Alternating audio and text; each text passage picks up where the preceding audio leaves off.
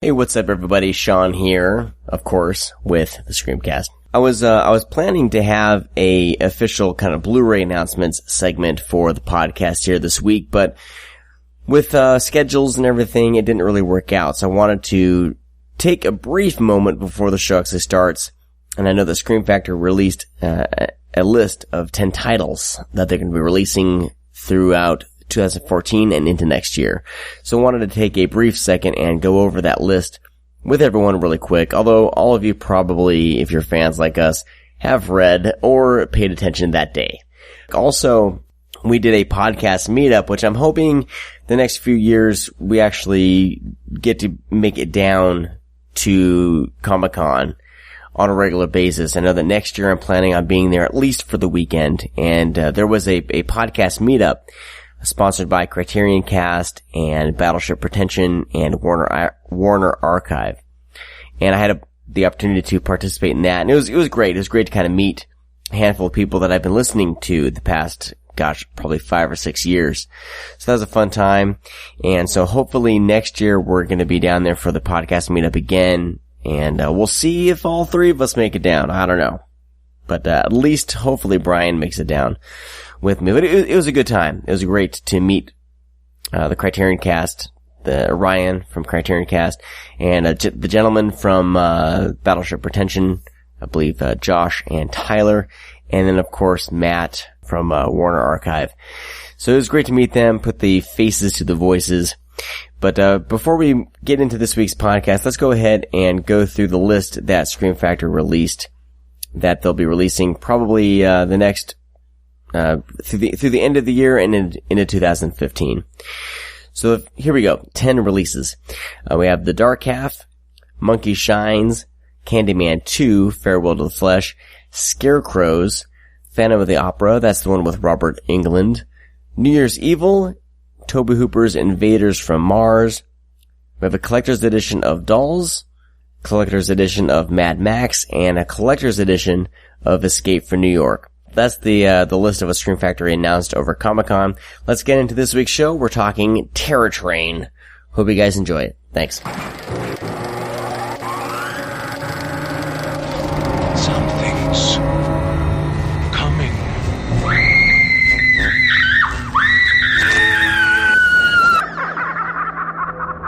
Stand by.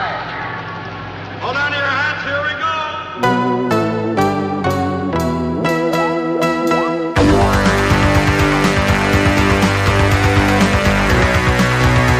Welcome everyone to the ScreamCast. Thanks for sticking with us. Into the deuces. Stop saying deuces, Eric. I don't know. It's funny. Dropping a deuce. Wait a minute. That's the wrong thing to say. Speaking of, I've had 2 cups of coffee. I may have to break the show and drop a deuce here in a little bit. Hey, Brian, I told Sean that we're quitting and we're starting our Echo Bridge podcast. And I really think that needs to happen after this episode. Well, I guess I don't need to introduce anybody. Brad's here, and Brad's just yapping away. And then Brian Saur's back. I am so glad to be back. Good to have you back. Apologies for my funky schedule, but I love being on when we can the 3 of us chat, and I love it. We've had good interviews, but goddamn, I love. Like I said, exactly. My Brian Saur meter is low. Needs to recharge. Let's recharge that shit. I just want Brian Saur's meat. Hey, there we go. Brad always has to go there. Sausages. Oh shit, bro! You got some sausages in there? Maybe a transformer? I don't know. All right, sorry. You sound like a young Mark Wahlberg. For those of you who don't know, I was thinking that was an inside. I mean, Brent and I were just talking. I checked out this podcast this week called "We Hate Movies," WHM podcast on Twitter, and those guys are pretty funny. They did an episode on Tim Burton's Planet of the Apes, and of course Mark Wahlberg's in there. So the whole show, these guys drop into some Mark Wahlberg impersonations and just go off on these improv tangents that are just unbelievable. So check it out. It's really funny. Nice. Mark Wahlberg's just a fun person to impersonate. And everything he says, it sounds like he's talking to a 5-year-old. But sometimes that, like in movies like Pain and Gain, it works, you know. sometimes it's intimidating, but pretty funny. All right. This week we're talking about Terror Train.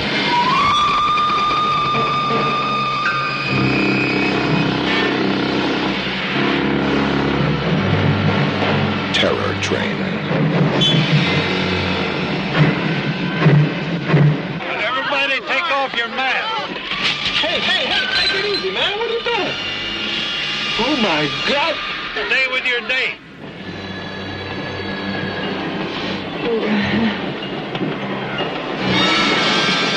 I don't want to get back on that track. Nobody does. Help! Please! Nice gag. Help me! Help! You'll die.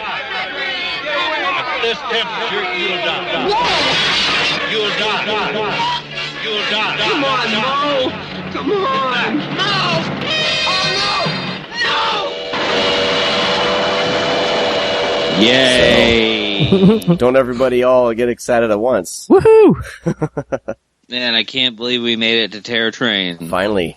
My favorite movie starring David Copperfield. Yeah, mine too. Well, guys, let's start off with our history, of Terror Train. Mine's pretty simple. When the Blu-ray was released, I watched it last night. I saw it for the first time. No, this was one of the first, you son of a bitch. I'm glad you think that's funny. Everyone, Brad thinks he's hilarious. No, this was one of the first, Scream Factory Blu-rays that I bought. And Jamie Lee Curtis, it was just an easy sell for me. A slasher that I hadn't seen starring Jamie Lee Curtis. So, I bought it, I watched it, and I dug it. And, young David Copperfield is a total bonus. He's so good. Brian, what's your history with Terror Train? That's a good question. I think saw it on VHS when I was going through some kind of a slasher run, but I didn't see it. I want to say I've seen it. I don't know. It wasn't when I was in high school or anything like that. So it was a little bit later. But yeah, it was one of those where I was like, it was sort of a discovery for me because I think it was like a Key Video VHS. And yes, I have the Key Video VHS. Very nice. Yeah, no, those Key Videos look great when you put them next to each other because they got the stripes and everything. But anyway, so I remember there was a couple of video stores in my hometown didn't have it. It was one that I ended up coming across when I was working at a video store in college. So I got to it a little later, but good stuff. Very good stuff. Brad. I haven't seen it. Nice. Okay. I honestly, I don't remember. I know I was young. I have no.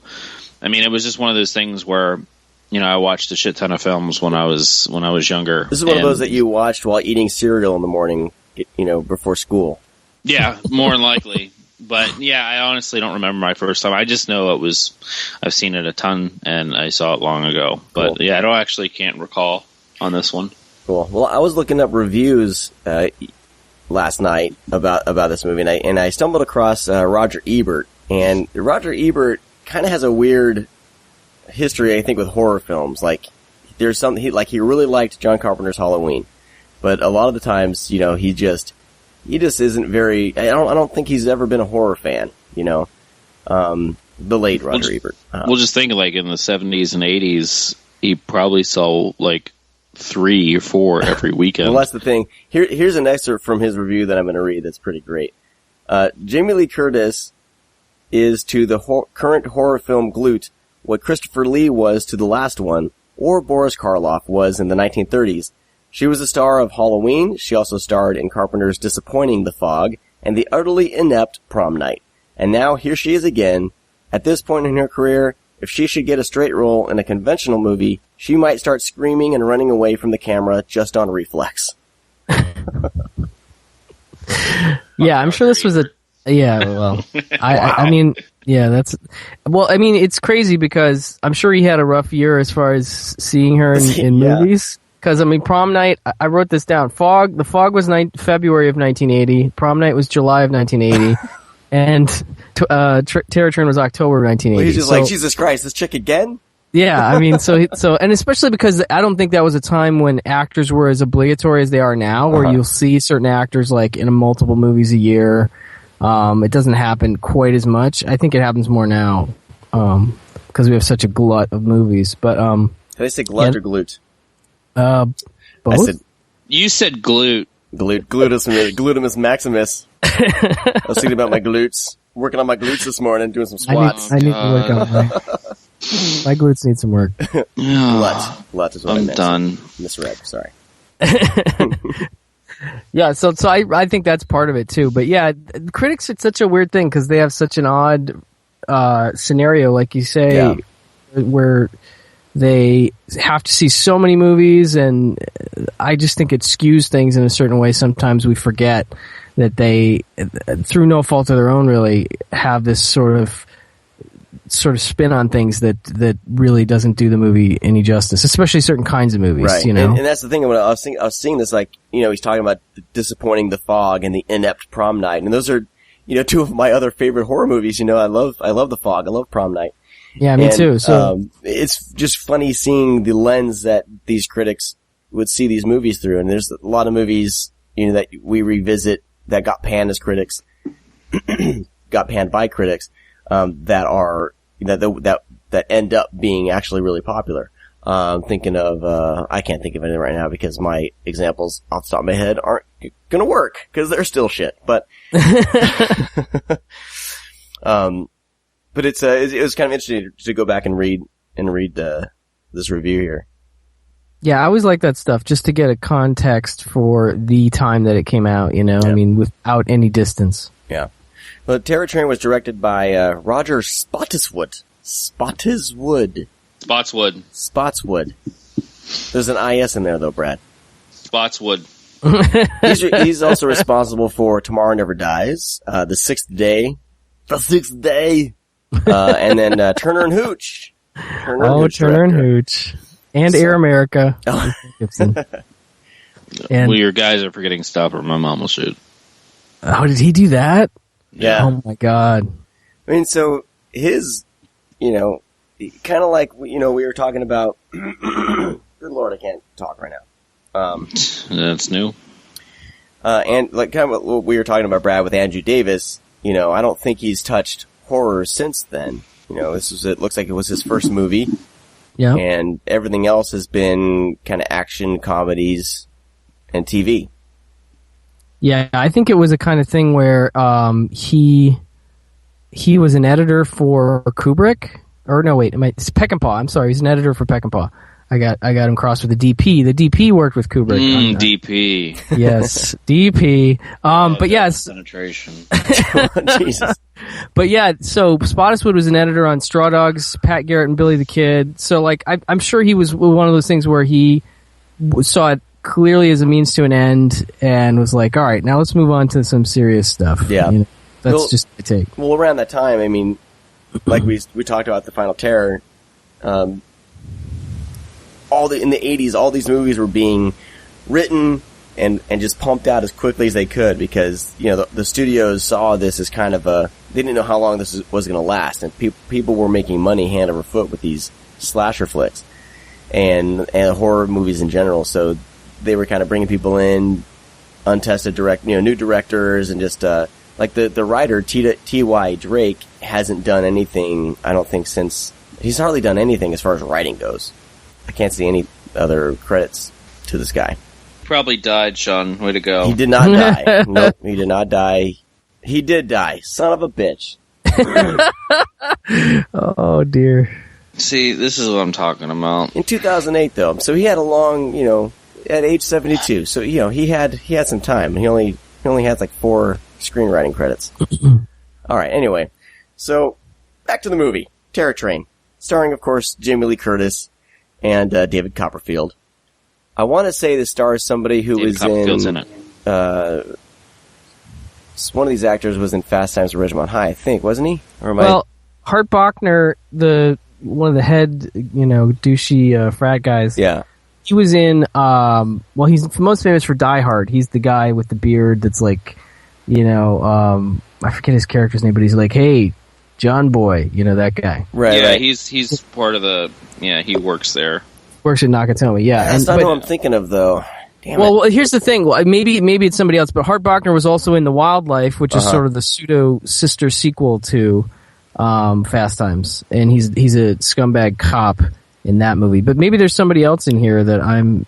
Yeah, I don't know. Ben Johnson. Could be one of those actors. He clearly was in Fast Times. He could be a lookalike. Sometimes you run across these actors. They're like, I think I've seen this guy, and then you look him up. Hart Bachner's that kind of guy. Like he may resemble somebody in the movie too. But yeah, Ben Johnson, man, slumming it. Yeah. Well, exactly, I like. Yeah, he's good at it though. Like, oh no, he's very good. I like the idea of or that trend of the sort of older actor playing in the horror movie that they had from time to time in these. I thought that was always kind of fun. Yeah. So Terror Train finds a bunch of college seniors. It looks like it's just a bunch, not just seniors, right? Because the seniors kind of block off a train car of their own, right? Seniors only. But so this college trip, freaking douchebags. So all these people go on a train, right, for a Halloween party on a train. And you guys, they're what's the motivation kids. of them getting on this train? They're college kids.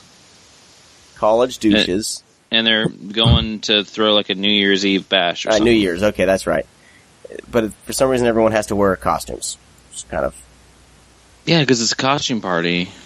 Yeah, it's a moving New Year's Eve costume party on a train. Is what it is. And, a few years earlier, they had picked on some kid, and all of a sudden, 3 years later, someone's on the train killing people. I wonder who it could be. They don't really kind of keep this in the dark. I think they kind of set this up pretty quickly that you know who it's going to be. There's no surprise, Yeah. Well, I mean, all these movies followed a formula back then. There's kind of a surprise in the end. I mean, because I had forgotten, like in my head when I rewatched it the other night. I was one of those where I was like, "How did they do this again?" And then I'm like, "Oh yeah, okay, right." And I kind of want to save the surprise for people who haven't seen it. Oh yeah, definitely. They need to see this. The way it's handled, definitely is different. I don't even want to talk about that actor too much because if I mention another movie he was in, you'd get the thing. But yeah, where am I going with this? I don't know. David Copperfield's in it. David Copperfield is in this. So they're on this train and.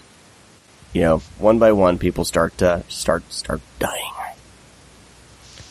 Yeah, it was funny to hear the producer talk about. Oh, sorry, we'll talk about the special features later, I guess. But it's fine. But it's just like one of those things where I think it was one of the producers was just a fan of David Copperfield and was like, "Oh, put him in the movie, man." And it worked. I mean, it kind of works. It gives a good marketing scheme. Yeah, I think it's interesting that that's all it was, but it gives it a little extra different flavor. It's on a train. It's got David Copperfield. There's magic. I don't know. It's kind of dorky, but it's fun. Yeah. Well, I just like it because it's it's a sense of isolation because you think of of course being on a train. It's narrow, and the killer's either at one end or the other, not knowing which end he could be at. Mm-hmm. And I think that is the overall appeal, even for me when I was younger, and still when I think about it today, that's kind of a cool thing because it's not in a city, it's not in a big building. It's one end or the other on a train, and the only way to stop it is to get to the front. And I think that's the biggest draw to something like this, and even movies involving trains. It's just a cool concept. I totally agree. I think trains are just so cool, and one of the most cinematic means of travel in the movies. I mean, I just feel like they've been romanticized by the movies, and that they're still just I still think of trains in this really like I want to go on a trip on one of them kind of way because of movies. Yeah. And even movies like this where it's like you said, Brad, it's claustrophobic and it works to be to sort of make you feel more creeped out. Nonetheless, I still think they're really cool, and there's something great about setting one on a train. Well, but it's sorry, go ahead. No, I was gonna say, I mean, trains, they hold up. I mean, I have two boys, and something about the trains, whenever we're driving up the mountain or whatever, where I live, sometimes we have to head up north, and there's a kind of a mountain pass, and there's a train, train tracks. And whenever they see a train, they flip out. They love it. And then friggin', look at Thomas the Train. Thomas the Train is popular with little boys. For some reason, it's a piece of crap show. But it has a train, and these boys are like, train, it's a train that talks.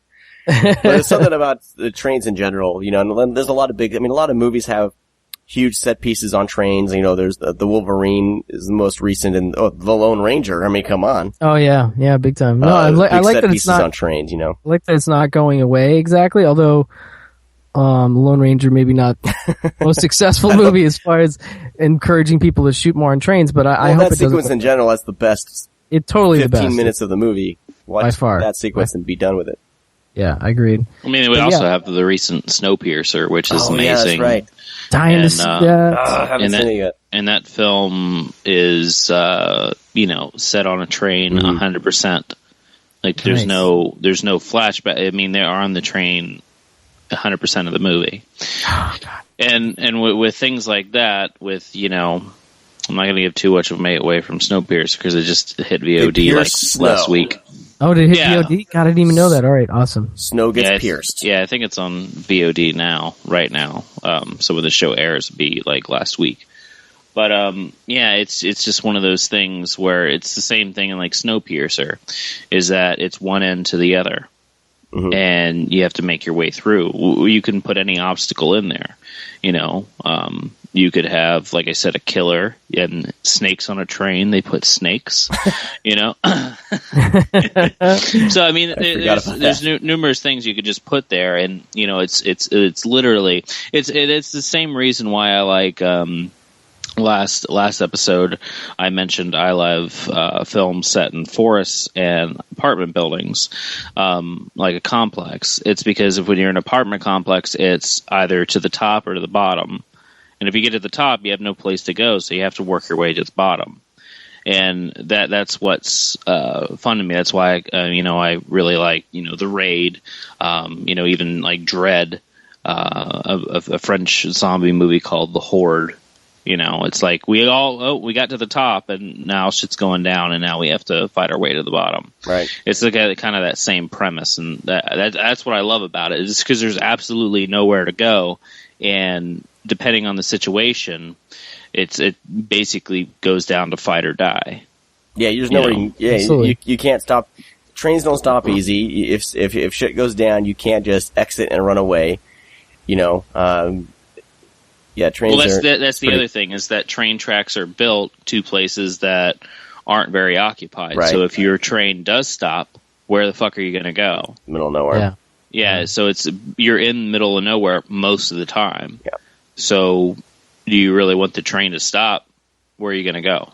That's why I'm, I don't think that's why little kids are obsessed with trains, because they want to see people die in them.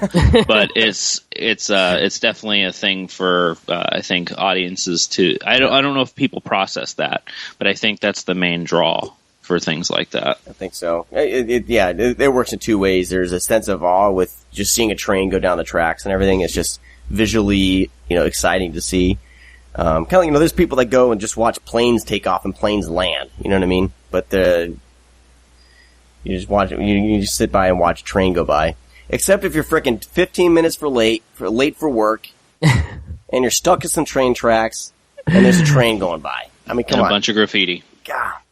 Yeah, that's not as cool. I don't think that's very cinematic. That's another thing. Unless you're stuck in your car. In films, is that whenever we see trains in fucking movies, there's no graffiti on them, and that's not true. So, if you make a film with a train, well, aside from Snowpiercer, because it's kind of futuristic in a way, but you just don't have graffiti on the train. Like that, I think that's in Prom Night, or not Prom Night, Terror Train, is that when we're outside of the train, there's not much graffiti, and something like that.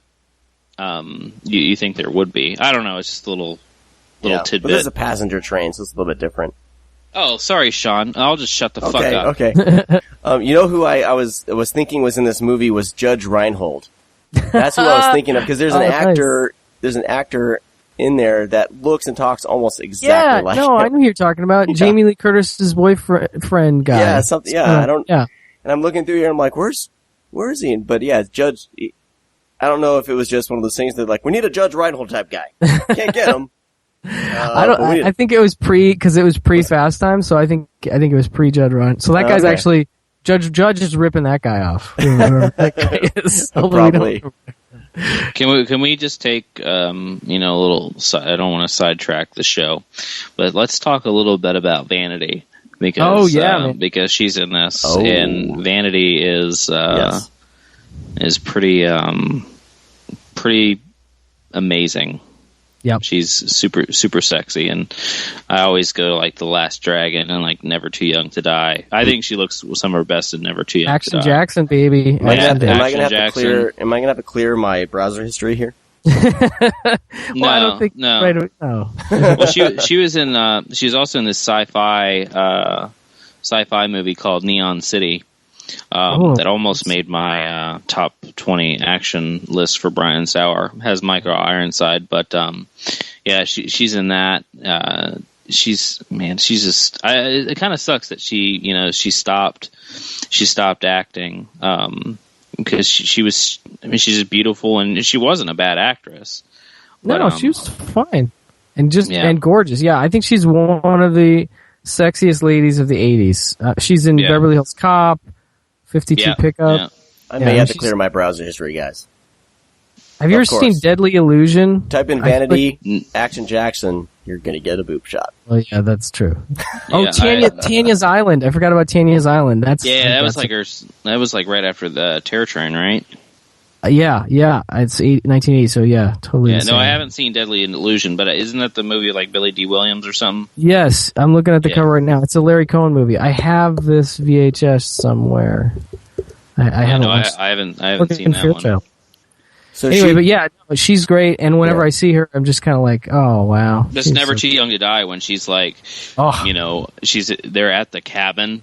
Oh, the apple. And John Stamos is like trying not to look at her, but she's like all, sexy and sweaty and stuff. It's really nice. No, dude, Never Too Young to Die is like one of my most wanted DVD Blu-ray, but I know it's going to be a pain in the butt to get out there, I think, because there's not too many prints of the movies as far as I know. But I know that they screened a print somewhere last year. So I mean, there is a print out there. Oh yeah, sure. No, there definitely is. I know like a master or something. Yeah, I guess. I mean, they could pull a Final Terror with it and maybe use the print for the transfer or whatever, which I would take because that's just such a. And not to sidetrack too much, sorry, but I just love Never Too Young to Die, as I know you do too, Brett. Yeah. No, I still have my VHS, and it's in like pristine condition too. Nice. It's yet another movie I need to add to my list of movies to track down. It's fun. It's a fun, weird movie. You'd like it. Yeah, you got to either download it or watch it on VHS because that thing is fucking scarce. Okay. I think it may be on YouTube in its entirety. It's one of those, maybe. Okay, cool. Can we take a minute to think about the theme song that plays in the beginning? Stargrove. Oh, it's so the guys. John Stamos' name is Stargrove, and so they have a song that plays, and he's like, If you guys haven't seen, let's spend a second there.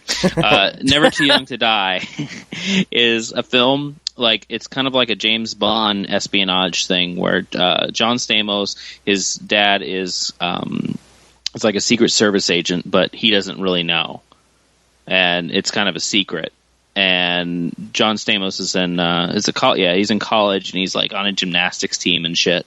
So he finds out his dad is in trouble and he's a secret agent. So then he meets Vanity, who works with his dad, and he just all of a sudden becomes like a fucking Rambo for a second. Like he's a gymnast, so they're like, oh, what can we do with a high school student to make, have him have agility? Let's make him gymnastics. And it's like, what the fuck? That's a terrible idea, but it works for the movie. And of course, there's cross-dressing fucking Gene Simmons plays Velvet von Ragnar. And Robert Englund is actually in the film too. He's like the computer terrorist guy. It's funny too because you said his dad's a spy and everything, and it's funny because that's kind of an inside joke, I think, because his dad is played by George Lazenby, who was James Bond in On Her Majesty's Secret Service. But anyway, that's pretty funny. It's a super fun movie. I wish it was more available to people because it's just sorry guys, I just got distracted by the Never Too Young to Die with Vanity song with her and John Stamos. Oh, that needs to be seen. That needs to be seen. Well, it's just like one of those things, like the plot as well. Like the whole plot, they're after a floppy disk that's going to poison the water supply. Yep. So basically, there's a program that's on this small floppy disk that's going to poison the water supply. And there's also this crazy fucking apocalyptic thing that happens in the film because, like, it's set in modern times. But whenever they go to like Velvet von Ragnar, it's like Escape from like New York Mad Max type deal. That's right. Like they have that pit and they're all like dressed up like it's the fucking apocalypse, but it's not. It reminds me of the end of Dragnet when they go and find the gang, the pagan gang at the. Yeah, it's just so weird. In the movies, super silly, but it's not boring. It's just so much fun, and you just laugh. And it's just an all-around good time. And, of course, it's one of those films where you have to probably watch on YouTube or, download from, one of those movie sites that tries to keep these films alive because they're going to die soon. Yeah. Because some of these films will never see the light of day on DVD or Blu-ray. So I'm glad that some of these pirating things do exist. I'm against piracy, of course. But there's certain things that need to exist in order for these films to keep moving. Never Too Young to Die is a really, really fun movie. So check it out. So I'm going to include the link to this YouTube clip. It is basically a song, striptease, and John Stamos and her making out and the love scene from the movie. Yeah, that's when he definitely takes notice to Vanity. And it takes him a while, but he should notice that shit right away. Yeah, what's John Stamos? What are you thinking, man? You do not waste time when you're getting that look from a woman like that. Yeah, it's too bad Vanity is not used as much as she should be in Terror Train, but she does pop up a bit here. She makes me pop up. It looks like she stopped acting in 97 was her last movie. Yeah, she was in something like Shoot to Kill or Out to Kill, something like that. And then she was in a like a female vocal trio or whatever put together by Prince, apparently. Yeah, that's how she got her start. Yeah. I think that's how maybe that's how I don't know. I think that's how she got her start, though. Was she was Prince was going to use her in like Purple Rain or something at a time, but I think that was Purple Rain came out like in 84, 85. So this was after that, but I think before that she worked with Prince closely. Oh, here we go, guys. I'm seeing something here that she became a born again Christian, and that's why she hasn't been in movies. Yeah. So that makes sense.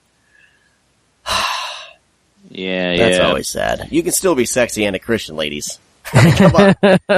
Yeah, she was either dated or married. One of the I forget his name from Motley Crue.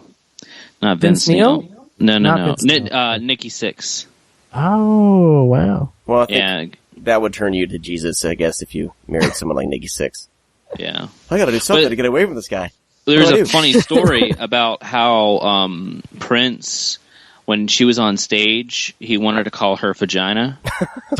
What? I'm not kidding. Where did you hear that? You can probably look that up. I am not finding this on Wikipedia. No, seriously, look it up. Because I heard that story. Because whenever I very first found out about Never Too Young to Die, that's kind of like how that whole thing came about. And when I was doing, just looking up Vanity and reading about her and everything, that's how she changed. That's how she got her name, Vanity, is because he wanted vagina, but she changed it to Vanity. How is that hard to believe? Well, it's not. For Prince. No, not for Prince. Yeah, that's the thing. Is like it's a normal thing. Like Prince is just a weird fucking dude, like beyond weird. So that's not surprising. But anyways, that's I heard that story. I don't know how true that is, but anybody tells me a Prince story, I'm going to believe it. Yeah. Okay. So, because it's one of those things, like, even though I'm not the biggest Kevin Smith fan, when Kevin Smith, like, did his evening with Kevin Smith, like, at the colleges and stuff, he would, Prince actually contacted Kevin Smith's people for him to do a documentary, to film a documentary about Prince. And Kevin Smith is a huge Prince fan. So Kevin Smith literally filmed this documentary about Prince, and he put all this time and work and all this money was in it and everything. And they finished it, they edited, and Kevin Smith's like, "What's the next step?" And then, like, Prince's agent said, "Oh, it doesn't get released. He just puts it in his vault." And he's like, "What the fuck are you talking about?" He's like, "Oh, Prince." And then she's like, "Oh no, Prince does music videos. Every song he's basically done, Prince has a music video." And they just put it in the vault. He hardly ever releases anything. So Kevin Smith physically has this documentary he filmed about Prince that no one will see probably until Prince dies, or if it's possible to watch it after that. And he's like, he was crushed. He was like, "This is the fucking craziest thing." But, you know, it's actually he's a really good storyteller. But Evening with Kevin Smith, he has a bunch of funny stories like that.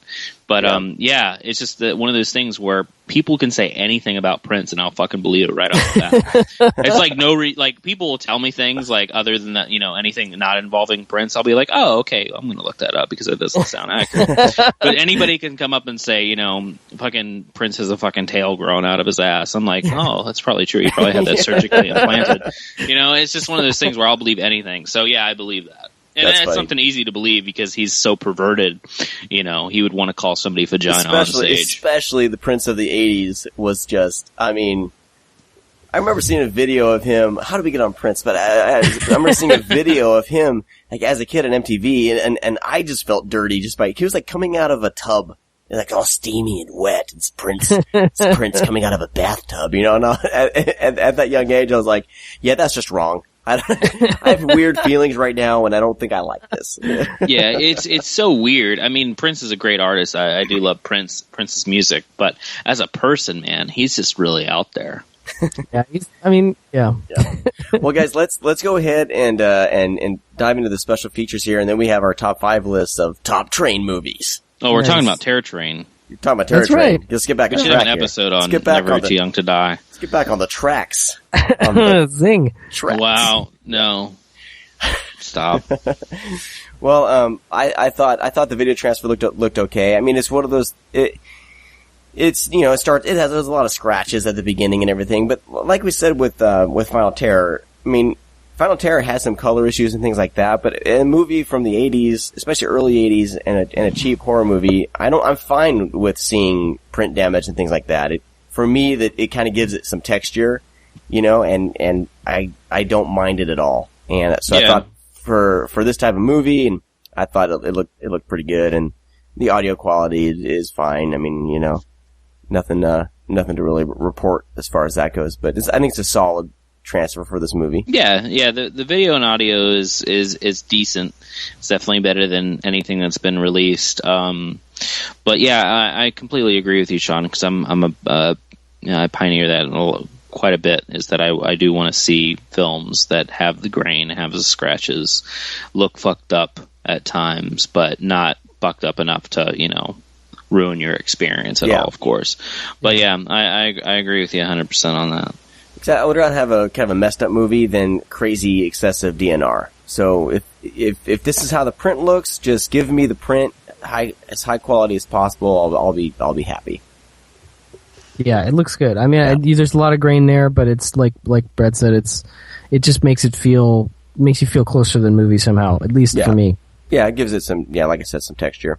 Yeah, and the audio quality is decent as well, because, I mean, especially in the beginning when we have the train pulling up and pulling away, it sounds really good. Mm-hmm. And of course, that's the best it's ever sounded, because the DVD that existed before this wasn't bad, but, I mean, when you put something on Blu-ray and you put the time and effort and money into something like this, you definitely want it to be its best. Especially like we came off that Justin Beam episode where they have to please the horror community even above and beyond now. Yeah.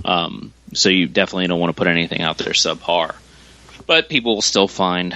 Oh yeah, I was looking up the bit rate on this one. Oh, and Jesus Christ! looking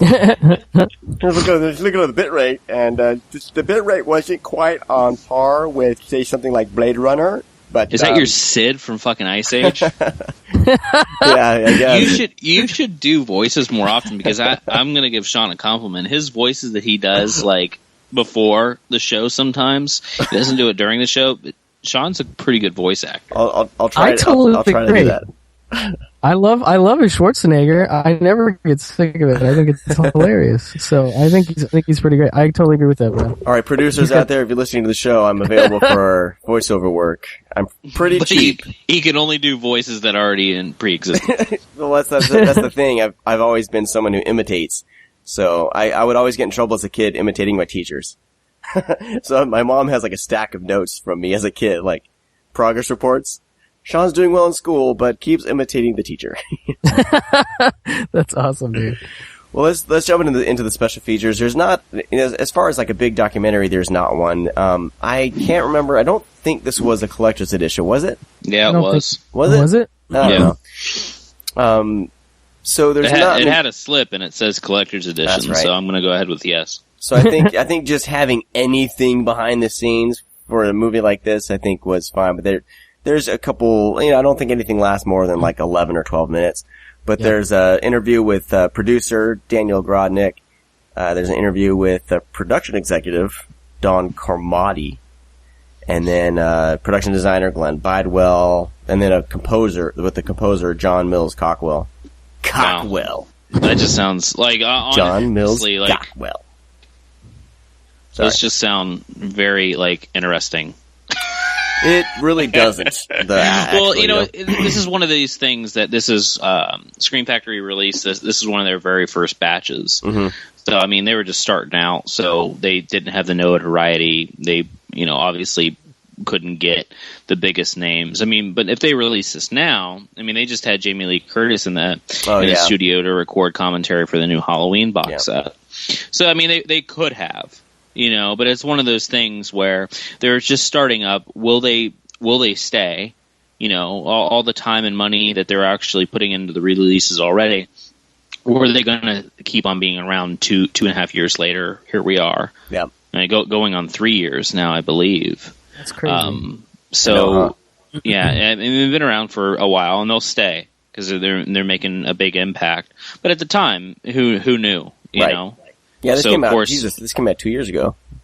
Yeah, of course they're going to get the fucking, production designer and, the sound mixer. Yeah. Because that's probably all they can get because no offense to those people, but obviously they're probably not doing anything these days. Right.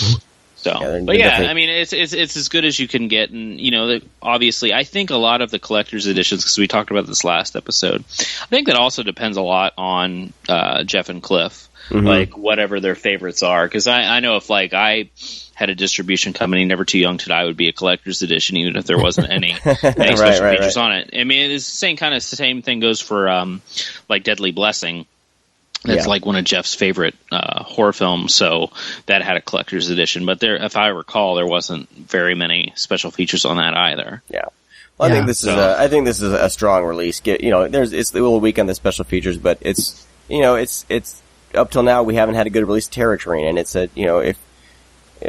a great Jamie Lee Curtis, slasher flick. So now you can own, pretty soon you'll be able to own all 3 of those movies, right? That came out that year on Blu-ray, because Prom Night's coming out. We had fucking Halloween. We had Halloween 2 a year later. Yeah. The Fog, Prom Night, this. She in that just 2-3 year span of time, she was dishing them out, you know. Yeah, because that's kind of like when the Scream Queen thing, came about. Yeah. So. All right, guys, let's go ahead and jump into our top 5 train movies. God, you and this. I'm playing music. What's music the song? is playing. The song What's the song? It's From already- it's- Wolfman and Mars? Yes. Okay. Brad doesn't What- listen what- to the show, people. He doesn't. What he doesn't does listen it to the sound final like? What does it sound like? Bum, bum, bum, bum. Bum, bum, bum, bum. And then there's, Okay. you know. All right. Introduce it again.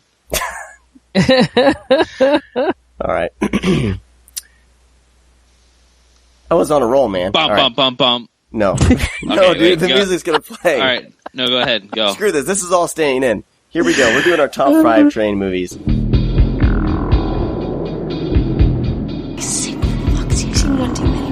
Sid, don't you blame the movies. Movies don't create psychos. Movies make psychos more creative.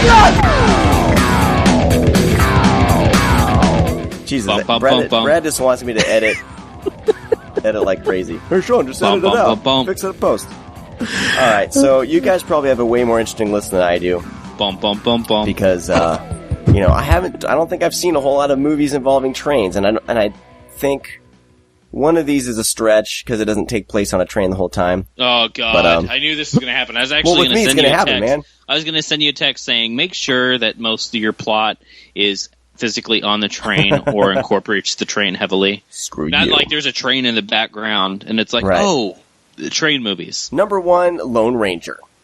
Oh my God! Great. Oh, I thought you were serious. I was literally just going to No. throw your five away. No. So here we go. These are in no particular order. Okay. Bum bum bum bum. The first one I'm going to talk about is this involves trains the least, but it's in the title: planes, trains, and automobiles. Oh my God! Dude, I had a list, and this is one of the, you know, My favorite train movie. it's trains in the title. That doesn't mean anything. I know, but my list was very small but distinguished. So that's why I'm talking about this right now. This first one, okay. One of my favorite movies of all time, so I had to mention it. All right, moving on, so I don't get shit on by Brad anymore. Jeez, can't win them all. Nope. And Go these ahead. are definitely not going to be in the vein of horror, pretty much. Bum bum bum bum. Next up, Silver Streak, Gene Wilder, Nice. Richard Pryor, and I believe what the hell? IMDb yeah. shut down on you. Yeah, froze up. One of my favorite Gene Wilder and Richard Pryor flicks. They're always great. And that takes place on a train. God damn it. You are. Yeah, it's funny you should absolutely mention. right.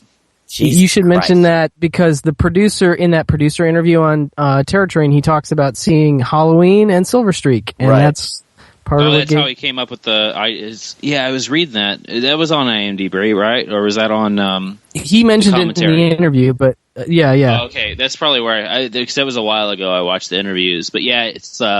Didn't his wife say something? He said his wife said something about like Halloween told on a her- train. Well, he told her the idea, and she's like, "That sounds like the stupidest thing ever," or something like that. Oh, that's so funny. The Silver But Streak yeah, is fantastic. I believe it's has on a, Jill Clayburgh. Sorry, Jill Clayburgh's awesome. I love her. yeah, The late Jill Clayburgh. but good stuff. I need to start collecting Gene Wilder and Richard Pryor movies on Blu-ray because I think they could be my favorite comic team. They're pretty awesome. They're just fantastic together. Ooh, and it is that on Blu-ray for $12.96. Add to cart. All right. Next up, Terror Train, of course. It's Halloween on train. You can't go wrong there. Great stuff. Next, I want to talk about is a movie called Source Code, and this is nice. kind of That's a like cool one. Groundhog Day, futuristic Groundhog Day on a train. And this is with Jake Gyllenhaal and directed by Duncan Jones, who directed Moon.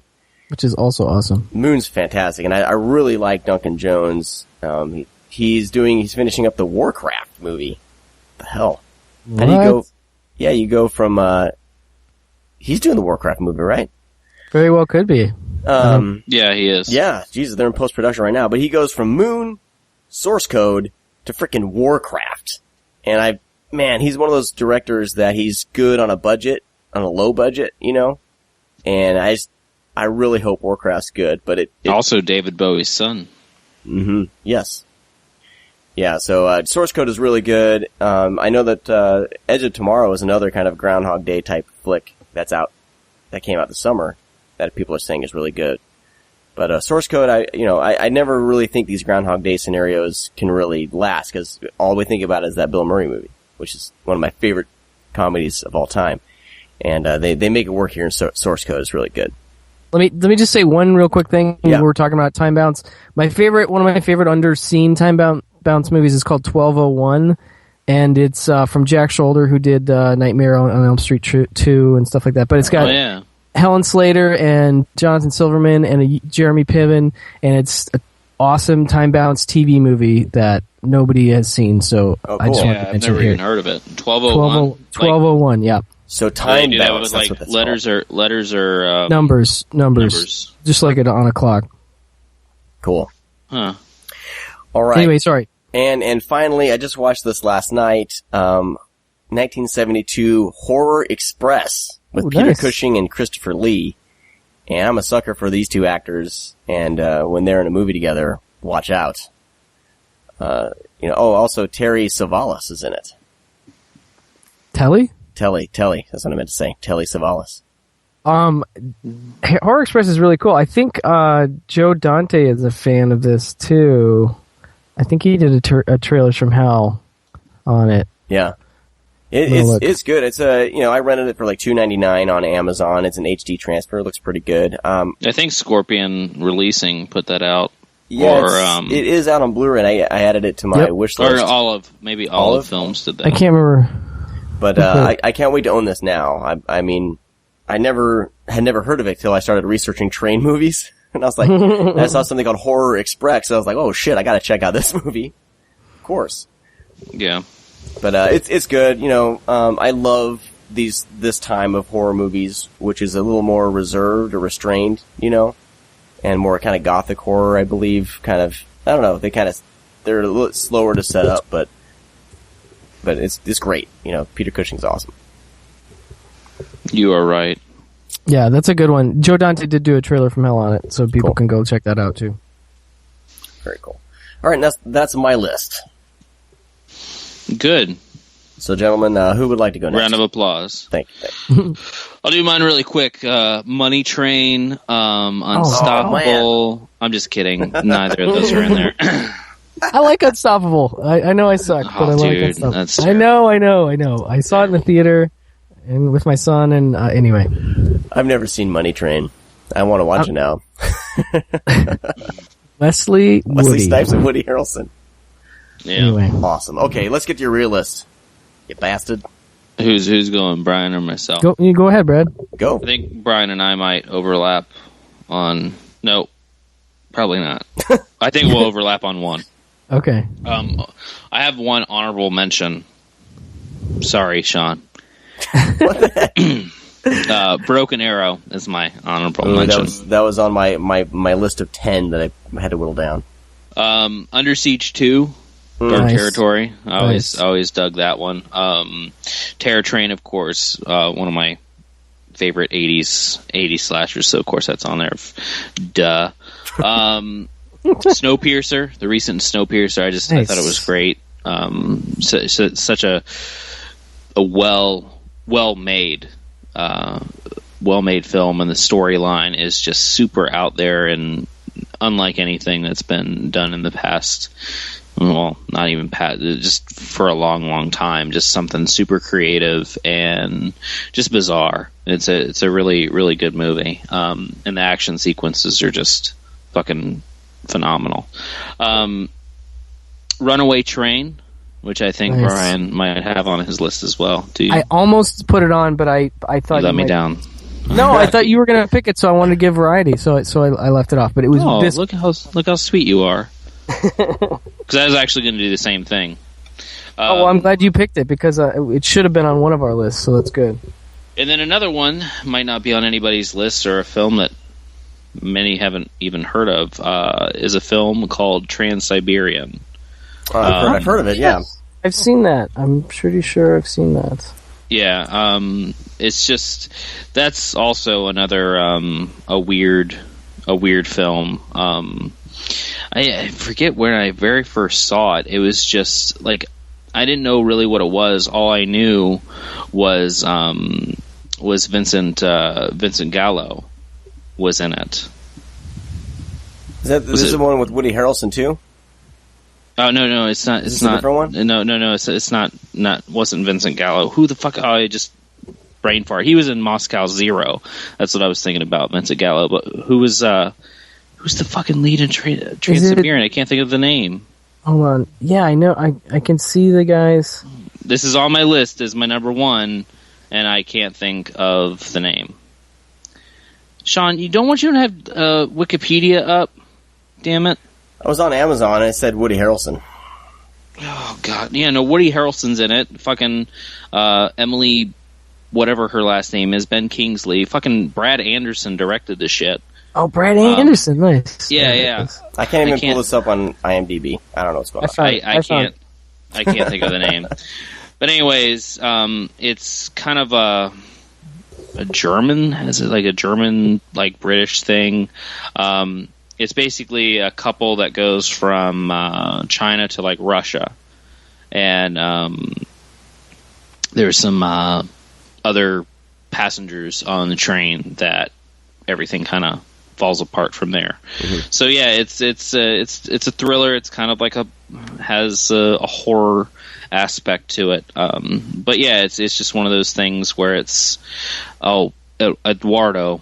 That's what his first name is, not Vincent Gallo. I don't know why I said Vincent Gallo. Eduardo Noriega. Yeah, that's it. Okay. I don't know how I got those two confused, so don't question me on that. But anyways, yeah, it's just one of those films that really has always stuck with me, and it's a little on the odd side too. So I remember seeing this cover. I mean, the cover I saw like all the time when it came out in 2008. I remember at like Hollywood Video, I would always see this, and I'd always want to rent it, but I never did. Yeah, you should. It's a decent, I'll check it out. Decent flick. All right. So that's mine. All right, cool. Brian. Oh wait, no. What? Bum. Okay. I have a couple honorables. The Lady Vanishes. Of course. Hitchcock, just really quick, and then Shanghai Express, which is a Marlene Dietrich movie. It's pretty cool. Man, I love Jackie Chan and Owen Wilson. Yeah, and Marlene Dietrich. She's in that too. I think people forget that she's the third. They did a sequel like Shanghai Nights or something. Yeah, that's really good too. Yeah. Marlene didn't show up for the sequel for some reason. Oh, that's weird.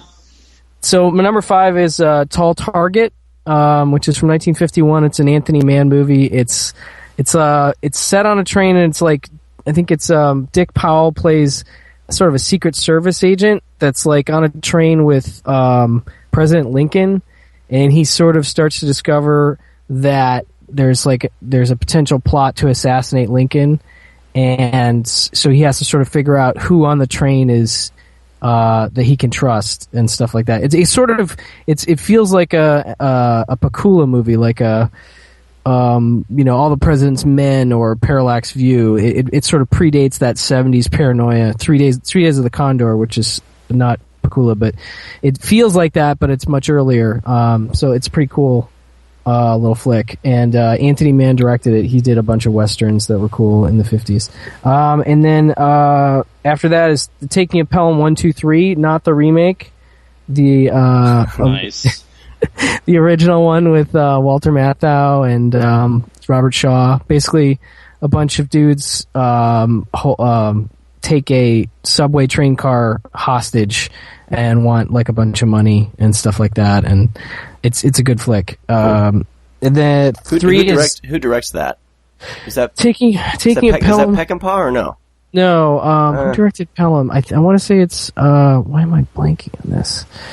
I should know this. I can't remember. Joseph Sargent. I don't know why I was thinking Peckinpah, but I don't know. Yeah, that's right. It just sounds like something he'd direct. I was going to say Tony Scott just to fuck with you. Yeah, that's funny. Number 3 is called Emperor of the North. It's also known as Emperor of the North Pole, and it's all about. It's a Robert Aldrich movie, the guy that did The Dirty Dozen. This is from the 70s, early 70s, and it's like Ernest Lee Marvin's in that one, right? Yes, yes, Lee Marvin and Keith Carradine. Basically, Ernest Borgnine plays a guy called Shaq who runs a train. He's like a train conductor or something, but he doesn't like hobos, and so he likes to kick hobos off his train. And basically, in really evil ways. Like he'll fucking kill them. So to get him off his train. And then Lee Marvin is like the king of the hobos, and so he's determined to ride Ernest Borgnine's train, and there's like a big fight between them at the end, and it's good. I love the summary that I'm seeing. It goes, in the land is full of people who are now homeless. Those people, commonly called hobos, are truly hated by Shaq.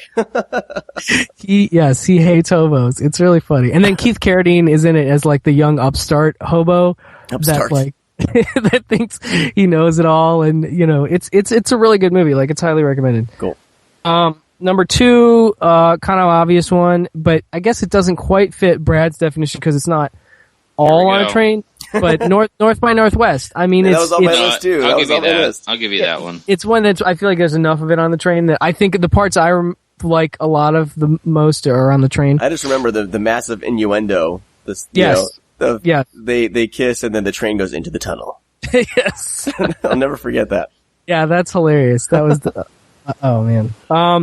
So that's my number 2, and then my number 1 is obvious enough, I guess, in that it is The Train, John Frankenheimer movie with Burt Lancaster, which is actually one of my in my top 20 movies of all time. It's phenomenal. It's about Lancaster basically discovers that there's a German, I don't know, high command type German dude that wants to steal a whole bunch of pieces of artwork from France.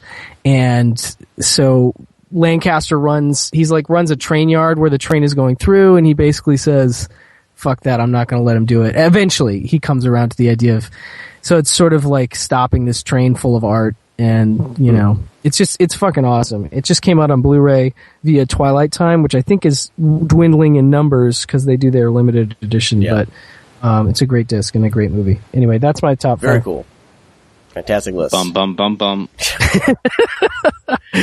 Oh, nailed it. All right, gentlemen. Well, we are out of time for today's show. So that's fantastic lists, and Terror Train, people. If you haven't seen it, it's definitely worth your time, I believe. But if you're listening to the show, you've probably already seen it. But if you're like me and haven't seen a whole lot of stuff you should have, we definitely recommend it. All right. That's going to do it. Like I said, that's going to do it for this week's show. Want to thank. You can find us on Scream_cast. Yeah, I want to thank. You can find us on Twitter. You can find us on Facebook. On the Screamcast. You can find us on Stitcher. You can find me on Sean C. DeRega. Brad, where can they find you? Okay. Can I? Wow. So wait, was that a Jerry Lewis straight up, or was that just something else you were doing? Because that's a great Jerry Lewis. It was a Jerry Lewis, yeah. Okay, that's awesome. I gotta compete with Sean over here. Man. I'm not even gonna try. I'm out of this one. We want to thank the Wolfmen of Mars for supplying music for the show. Check them out at thewolfmenofmars.bandcamp.com. Slip them a couple bucks. Grab their music. Great band. And a couple dollars, too. Couple bucks. 2 or 3. I'd say three. Or I'd 5. say $3.50. I gave them $5 for the new album, and I think that's fair. So I'll give them $5.01. Damn you! Drop them some cash. Of course, you can find us if you're in the UK. You can find us over at nerdly.co.uk. So we want to thank them for hosting the show. And otherwise, you can go to thescreamcast.com and find all of our past episodes there. We're currently in iTunes and Stitcher, but I'm probably going to be limiting the amount of shows that show up in the feed to I'm not sure, so eventually our archive stuff basically will be found over our at stuff is limited thescreamcast.com. edition. It's limited edition. It's going to go away. No, but you can find everything at thescreamcast.com. Of course, you can find us on Twitter at Scream_cast. Scream_cast. If Brad and Brian want to let us know where to find them on Twitter, they can. If not, find me at Brad F. Henderson on Twitter. Oh my god, dude, you need to be like in a Ralph Bakshi movie. That's fucking great. Mike Wazowski. Or Pixar. All right. I'm Bob Freelander on Twitter, RupertPupkinspeaks.com. No Blogspot. No Blogspot. That's right. We're all about the legit.com. Nice. My place. And Brad, you can find him on A Train to Hell. No. All right. See you guys. Okay. Bye. All you guys have a fantastic week. We'll talk to you next time. Bye-bye. Bye. Man. Oh, don't tell me you're leaving. The party's just begun. Well, good morning, Brian. It's been a while. Yes, it has. Yes, it has. You guys have been doing great without me, so No. happy we to be haven't. back, though. Personally, like mentally, we haven't been doing okay. Sometimes when you fish, you drown. Sometimes you drink way too much and fall into the water. Yes, indeed. I like that. Not that that's ever happened to me. I don't fish. Well, welcome to the ScreamCast. Right, here we go. Let me bring us in. Man, oh man, that is funny. Brian, did you just creepily say bye-bye? Yes. Yeah, I did some creepy bye-bye. Dude, that was some seriously good shit. You guys pulled it out. Oh, good lord. Gotta do more voices. That's some good stuff.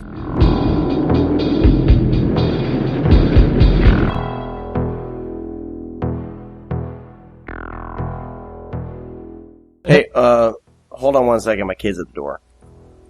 Hold on one second. Daddy. I cursed the show. Daddy, I want to see Terror Train. Terror Train's my favorite movie. Samuel Lee Curtis. I saw him naked in Trading Places. Daddy. Oh, God, Sean, hurry the fuck up.